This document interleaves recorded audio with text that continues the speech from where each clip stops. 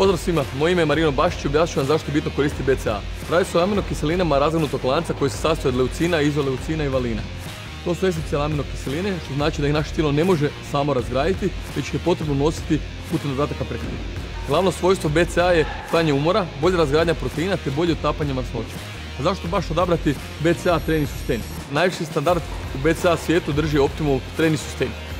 Train Sustain sadrži 5 grama BCA, vitamin C i magnezij za podršku imunitetu te sprečavanje umora. Uz to sadrži i elektrolite te supstance kao što su Velmium koji djeluju na imunološki sustav te radiola ružu koji umanjuju stres. Koristimo ga tako da u 350 ml hladne vode umiješate 2 mjerice koje iznose 9,5 grama. Preporučuje se jedno serviranje dnevno. Možete izabrati između više okusa. Moja preporuka je jagoda i kiwi. Uživajte u svom napitku i ostanite u igri uz BCA Train Sustain.